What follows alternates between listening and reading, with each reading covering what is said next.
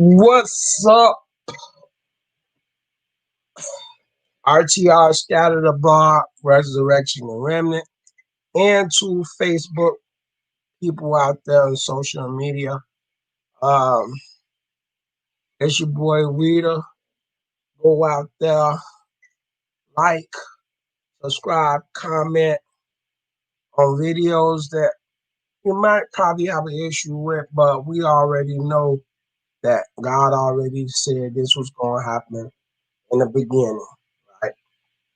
So today, I titled this video, it's called The Great Vexation in America, because it's talking about what's about to take place with America distributing this vaccine to our people. And if we know according to the words of God, God always tell you, he says in Jeremiah 17:5, he said, thus saith the Most High, cursed be to man that trusteth in man, and who make flesh his arm, and whose whole heart departs from the Most High. And the reason for this is a lot of people is leaning onto the government system and thinking that these scientists know better or what's good for our people when they don't. So what I'm going to read to you in the scriptures about the word of God, God tells you that this is nothing new, that life repeats itself. What happened back then is repeating itself again. I'm going to read to you about Daniel 6, when Darius made a decree against Daniel that he was not able to pray to his God for 30 days. And when you see what Daniel got caught praying to his God, he was thrown in the lion's den. There's the same situation where we see where Nebuchadnezzar, the king of Babylon, and Daniel's 3, which was told that whomever did not bow down to the golden statue, that they was thrown in the furnace. So with this being said, what we're looking at, America is saying that if you do not take this vaccine, that you are not able to fly, you are not able to work, you are not able to buy anything or sell anything, due to the fact is that our people is, well, I don't know for sure that a lot of the people are starting to refuse the vaccine because the fact is they revert back into history about the Tulsa, Oklahoma with the chicken pox. And then we talk about the Spanish flu. And then also when you talk about the history of the Trails of Tears, well, Indians was given what they say uh pox in the chicken pox in the blanket where people was dying out. And see, this is the thing where people are unaware of not knowing, because a lot of people don't even read the word in order to know the story about what's about to happen in the world. That everything was in the word of God is history. It has nothing to do with religion, right? So what I'm gonna read to you and Ecclesiastes 1, that God lets you know that there's nothing new up under the sun. Everything that happened back then is being done all over again, right? Ecclesiastes 1 said, the words of the preacher, the son of David, king in Jerusalem. Vanity of vanities, saith the preacher. Vanity of vanities, all is vanity. What profit have a man of all his labors which he taketh under the sun? One generation passeth away, and another generation cometh. But the earth abideth forever. The sun also arises when the sun goeth down, and hateth to his place where he arose. The wind goeth toward the south, and turneth about unto the north. It whirleth about continually, and the wind returneth again according to his circuits. All the rivers run into the sea, yet the sea is not full. Unto the place from whence the rivers come, thither they return again. All things are full of labor, man cannot utter it. The eye is not satisfied with seeing, nor the ears filled with hearing. The things that have been, it is that which shall be, and that which is done is that which shall be done. And there is no new thing under the sun. Is there anything whereof it may be said, see, this is new? It have been already of old times, which were before us. There is no remembrance of former things, neither shall there be any remembrance of things that are to come with those that shall come after. So God letting you know that these things that was about to happen right now with us in America and throughout all the land, God let you know this stuff ain't nothing new. This stuff done happened throughout centuries and centuries, way before we was even born, right? So now I want to read to you a testimony what took place with Daniel and how the government made their laws to go against our people to throw us in jail. This is what we're dealing with. So I want to go to the book of Daniel, and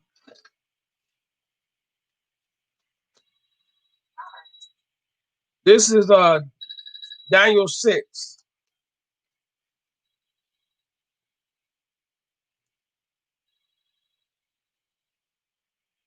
right? And we gonna read Daniel 6 through 10.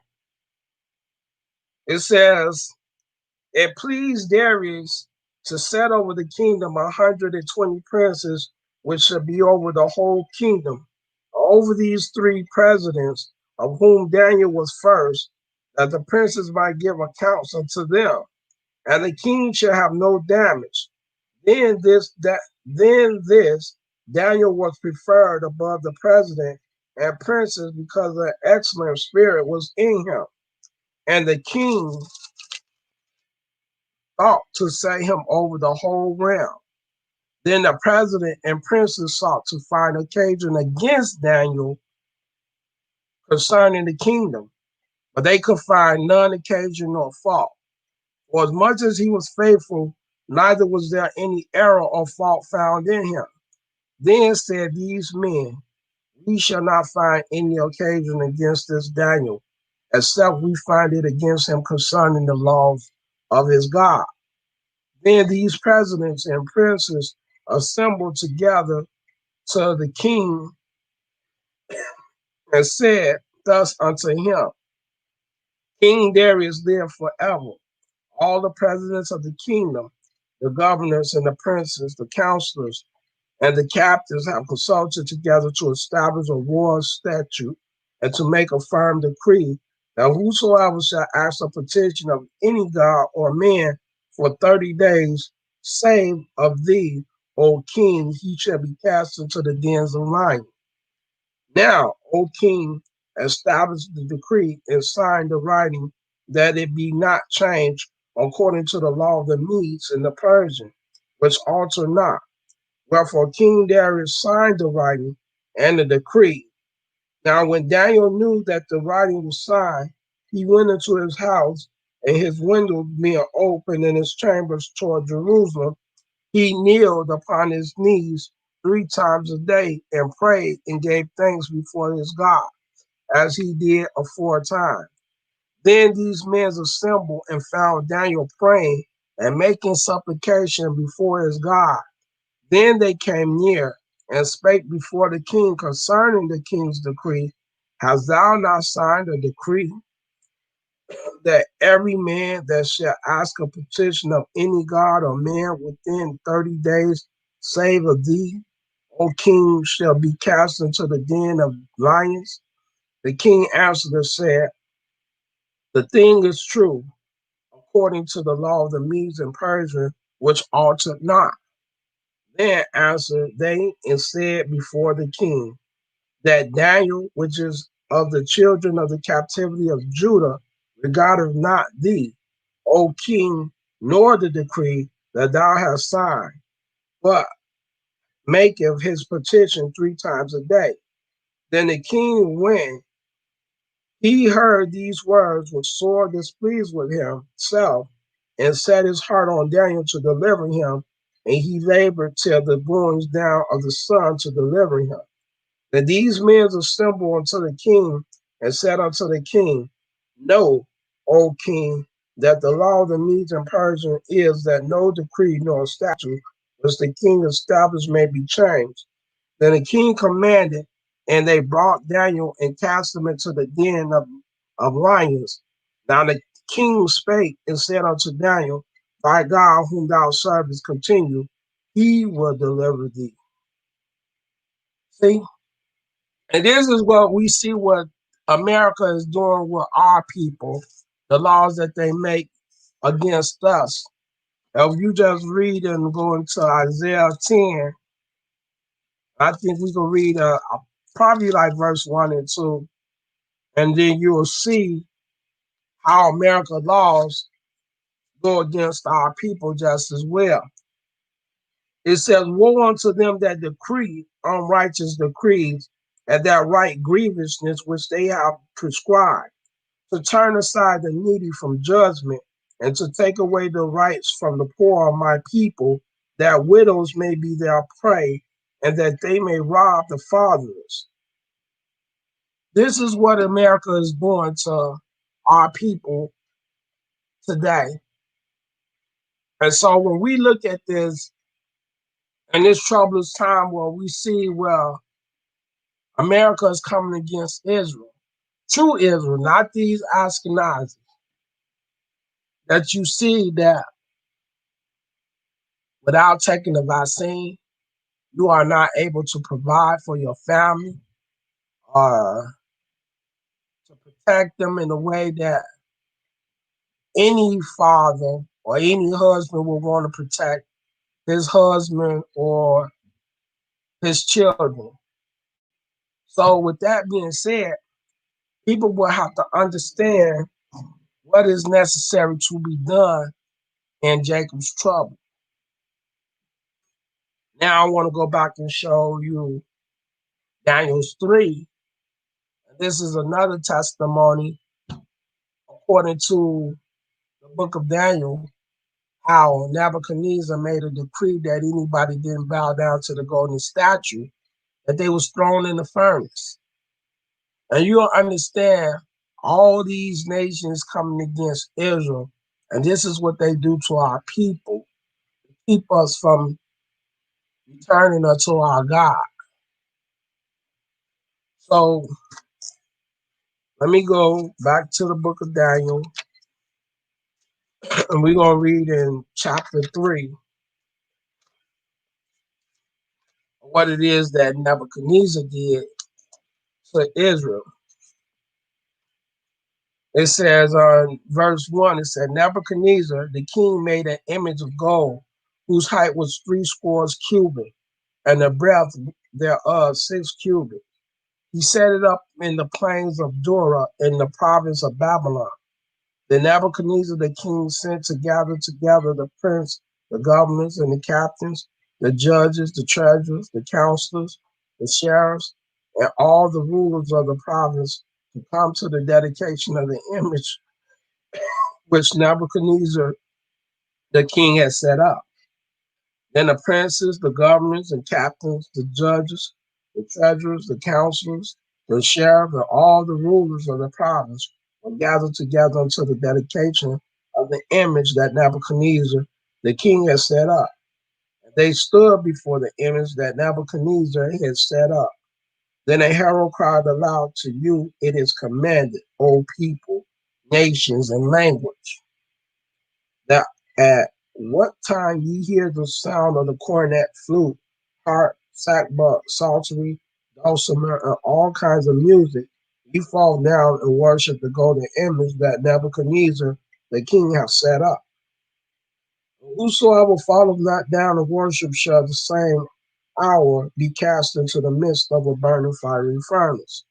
Therefore, at that time, when all the people heard the sound of the cornet, the flute, harp, sackbut, psaltery, and all kinds of music, all the people, the nations, and the languages fell down and worshipped the golden image that Nebuchadnezzar the king had set up.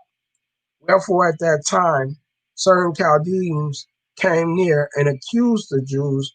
They spake and said to the king Nebuchadnezzar, O king, live forever.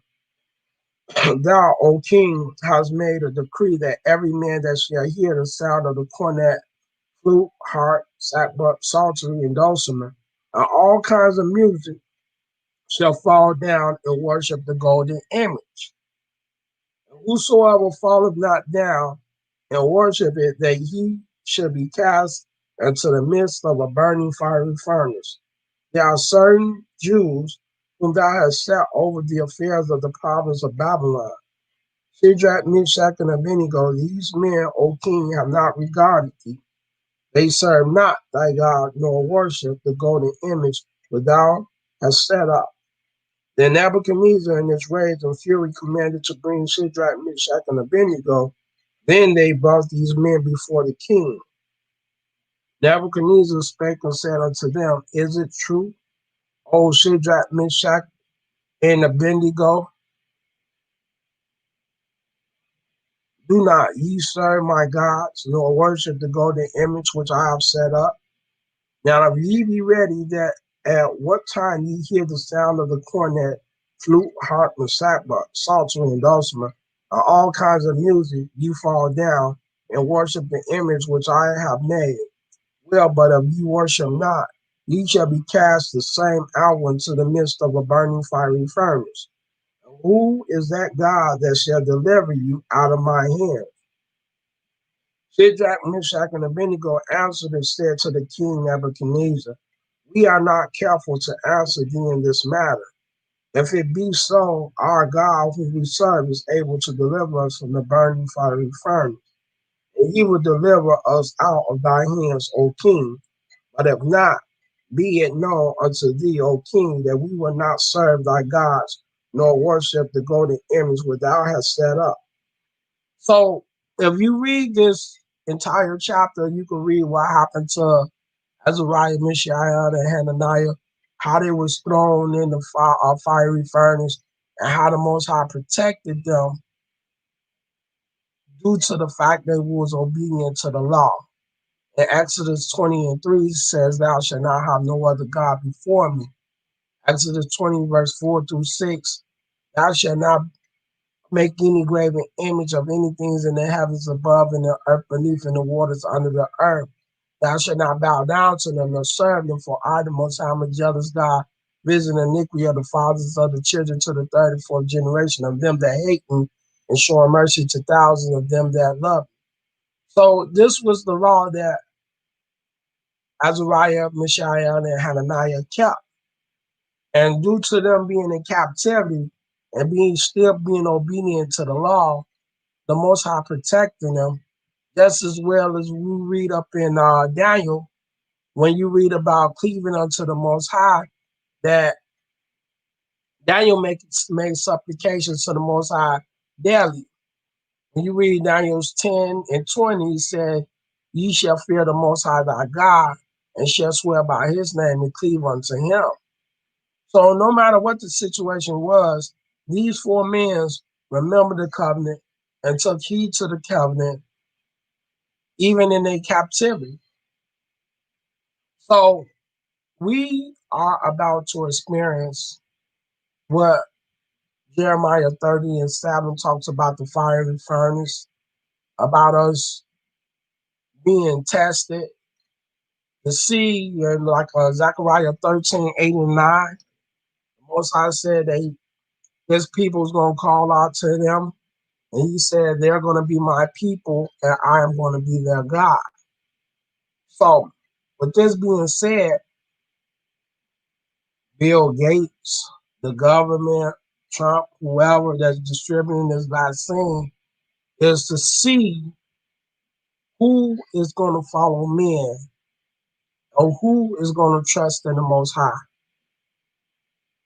So, I want to read Second Chronicles 15, and it shows how Israel dealt with troublous times when they had to come together and reestablish the covenant and keep the laws. So when we look at Second Chronicles 15, and we read right here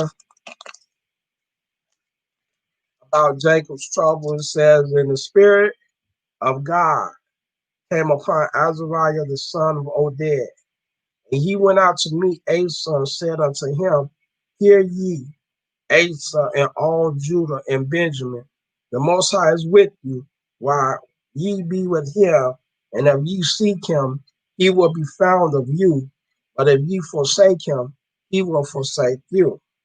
Now for a long season Israel have been without the true God, without a teaching priest, and without law. But when they in their trouble did turn unto the Most High God of Israel and sought him, he was found of them.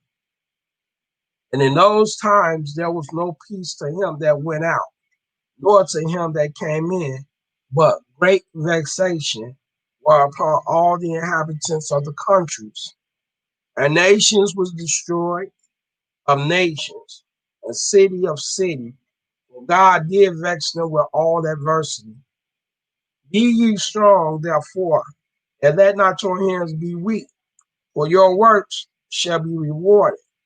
And when Asa heard these words and the prophecy of Oded the prophet, he took courage and put away the abominable idols out of all the land of Judah and Benjamin, and out of the cities which he had taken from Mount Ephraim, and renewed the altar of the Most High that was before the porch of the Most High. And he gathered all Judah and Benjamin, and the strangers with them of Ephraim and Manasseh, and out of Simeon, for they fell to him out of Israel in abundance when they saw that the Most High, his God, was with them. So they gathered themselves together at Jerusalem in the third month in the 15th year of the reign of Asa, and they offered unto the Most High the same time of the spoil which they had brought, 700 oxen and 7,000 sheep. And they entered into a covenant to seek the Most High God of their fathers with all their hearts and with all their soul, that whosoever would not seek the Most High God of Israel shall be put to death, whether small or great, whether man or woman. And they swear unto the Most High with a loud voice, and with shouting, and with trumpets, and with cornets. And all Judah rejoiced at the oath, for they had sworn with all their hearts, and sought him with their whole desire. And he was found of them, and the Most High gave them rest round about. So this is what God is talking about, us coming back up under the covenant in Jacob's trouble. And I also want to read Zephaniah. I think there's Zephaniah 2,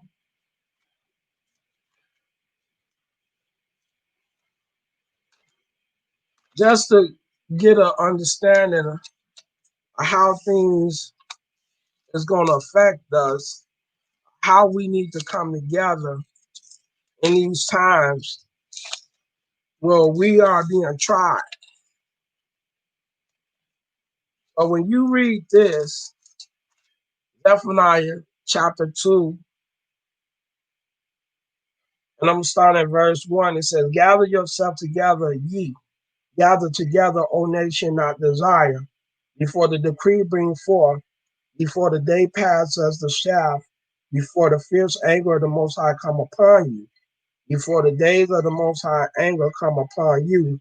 Seek ye the Most High, all ye meek of the earth, which have wrought his judgment. Seek righteousness, seek meekness. It may be ye shall be hid in the day of the Most High anger. So how this thing is affecting us, whether people care about it or not, whether they feel as though that is beneath them, Hey, you got to deal with God. You're the one who have to make the choice, knowing who you are, coming back to the law, of being faithful and committed to the Father.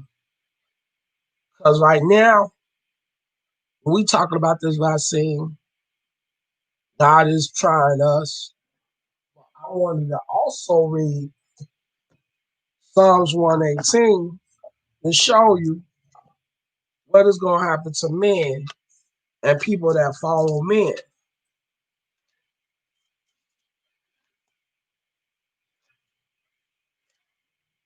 Psalms 118. It said, "Oh, give thanks unto the Most High, for he is good, because his mercy endureth forever. Let Israel now say that his mercy endureth forever. Let the house of Aaron now say that his mercy endureth forever.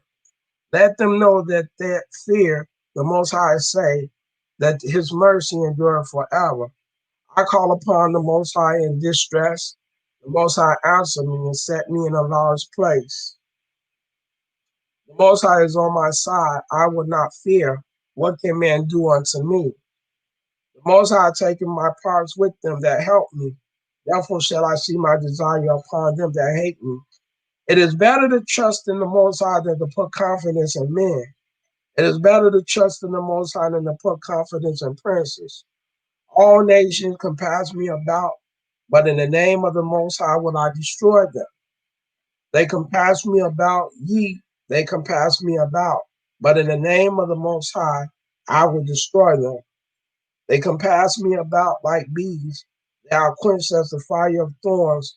For in the name of the Most High I will destroy them. Thou hast thrust sore at me that I might fall, but the Most High helped me. The Most High is my strength and song, and has become my salvation. So, the Most High lets you know, you putting your trust in man, in his government, the Most High say he's going to destroy you. He said, it tells you not to put trust in the princes. He said he will destroy them.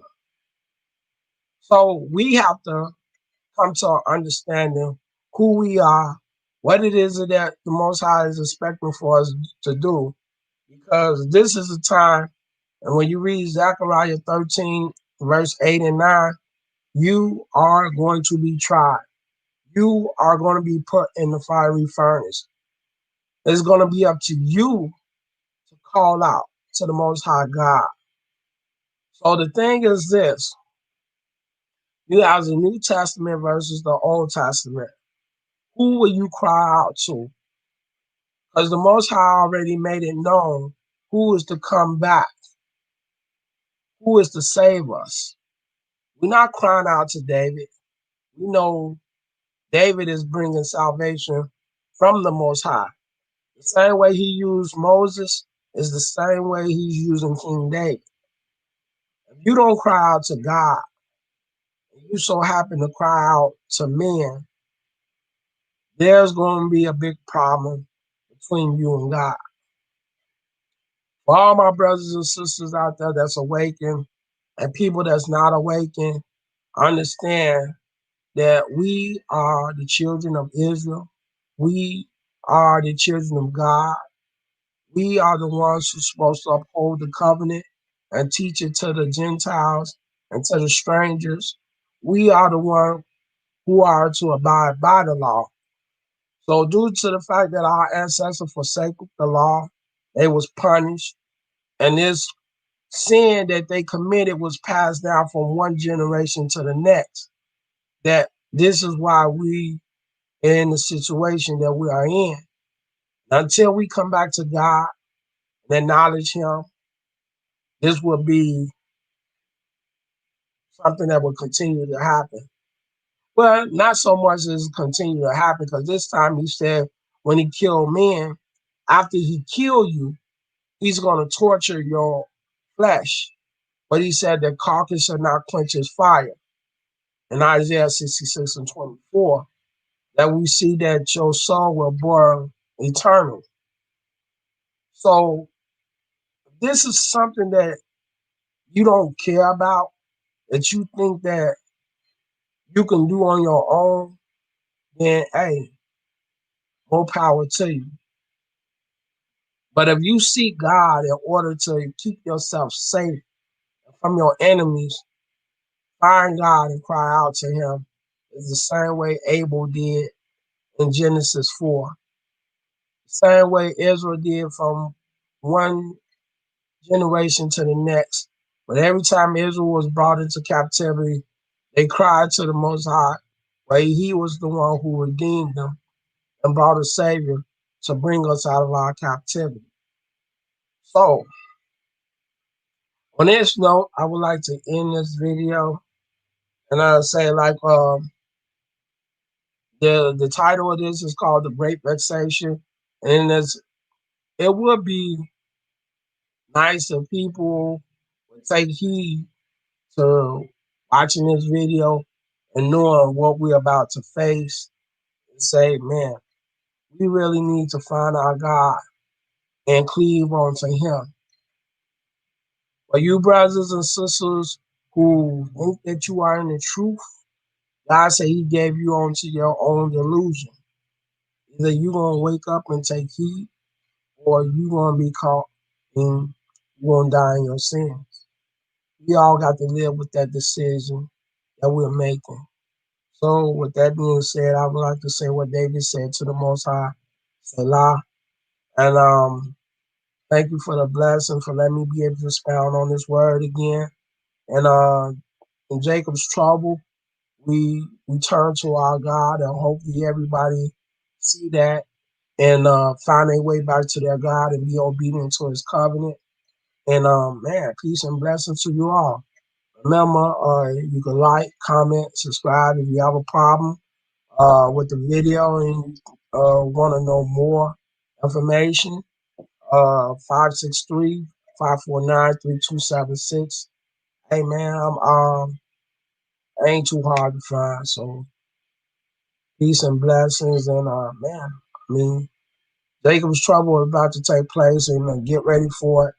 And man, find out who you gonna serve. Make your decision, just what Elijah said and what Joshua said. Man, hope to see you soon. Selah.